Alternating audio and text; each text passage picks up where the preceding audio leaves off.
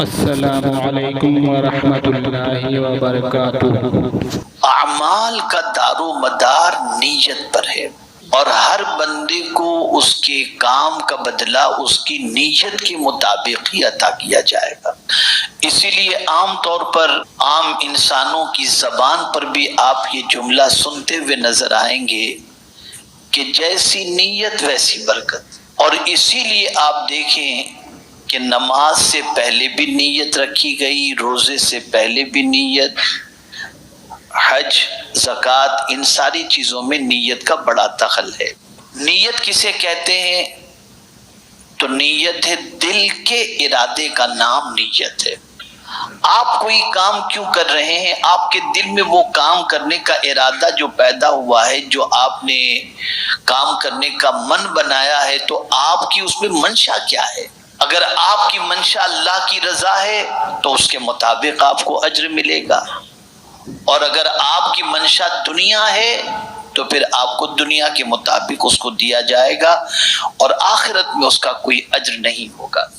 اسی لیے صحابہ کرام علیہم الرضوان اپنی نیتوں کے بارے میں بڑے محتاط رہتے تھے، اور رسول گرامی وقار صلی اللہ علیہ وسلم نے ان کی حسن نیت ہی کی بنیاد پر یہ ارشاد فرمایا تھا کہ میرے صحابہ کا ایک مشت جو خیرات کرنا، یہ غیر صحابہ کا کوہ احد کے برابر سونا خیرات کرنا، یہ دونوں برابر نہیں ہو سکتا۔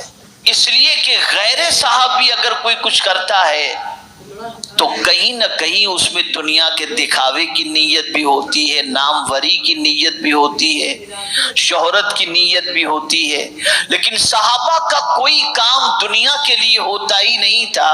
وہ جو کچھ کرتے تھے اللہ کی رضا کے لیے کیا کرتے، اور جیسی نیت ویسی برکت کا لفظ عام طور پر انسان کی زبان پر جاری نہیں ہوا، یہ ایک پریکٹیکل زندگی کے اندر آپ دیکھیں گے۔ میں یہاں پر ایک واقعہ آپ کی سماعتوں کے حوالے کروں جس سے آپ یہ سمجھ سکیں کہ نیت کتنی اہم چیز ہوتی ہے۔ سلطان باہو رحمت اللہ تعالی علیہ بڑے عظیم صوفی بزرگ گزرے ہیں۔ ارشاد فرماتے ہیں کہ اگر کوئی شخص یہ سوچے کہ بہت نہانے سے، غسل کرنے سے، پاک صاف رہنے سے اللہ مل جائے گا، تو فرماتے ہیں کہ مچھلی پانی ہی میں رہتی ہے، اس کو اللہ مل جانا چاہیے۔ اگر کوئی شخص یہ تصور کرے کہ سر کے بال منڈوا لیں گے اور گنجے ہو جائیں گے تو اللہ مل جائے گا، تو فرماتے ہیں کہ بہت سارے ایسے جانور ہیں جن کے سر پر بال نہیں ہوتا، جسم میں بال ہوتا ہے، تو ان کو بھی اللہ مل جانا چاہیے۔ اب جو بات انہوں نے کہی اسے سمجھیے، اور اگر کوئی یہ سمجھتا ہو بہت اللہ کا ذکر کرنے سے اللہ مل جائے گا، تو ایک جانور ایسا ہے جو غروب آفتاب کے بعد الٹا لٹک جاتا ہے درخت کے اوپر اور پوری رات وہ ذکر کرتا رہتا ہے، تو اسے اللہ مل جانا چاہیے۔ پھر انہوں نے وضاحت فرمائی کہ اللہ ملتا کس کو، اور اس کے بعد انہوں نے فرمایا اللہ اس کو ملتا ہے جس کی نیت درست ہوتی ہے، اسے اللہ مل جاتا ہے۔ ہم اپنی زندگی میں اپنے کاموں کا جائزہ لیں، بہت کم شاید کوئی کام ایسا ہوگا جس کے اندر ہماری نیت درست ہو۔ درست سے مراد یہ ہے کہ وہ ہمارا کام خالص اللہ اور اس کے رسول جل جلالہ و صلی اللہ علیہ وسلم کے لیے ہو۔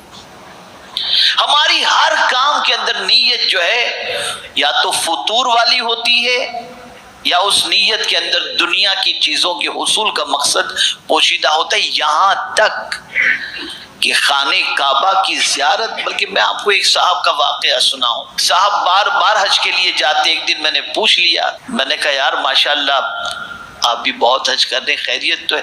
کہا بس سرکار نے فرمایا حج کرو اور مالدار ہو جاؤ، تو 5 دن کی تکلیف سے اگر مالداری ملتی ہے تو کیا تکلیف ہے، اٹھا لیتے تکلیف۔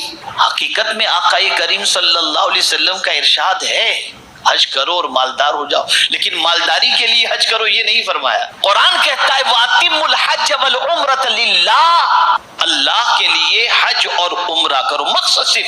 اور یہاں حضور کا ایک ارشاد میں آپ کو سناؤں تو آپ کا ایمان تازہ ہو جائے گا۔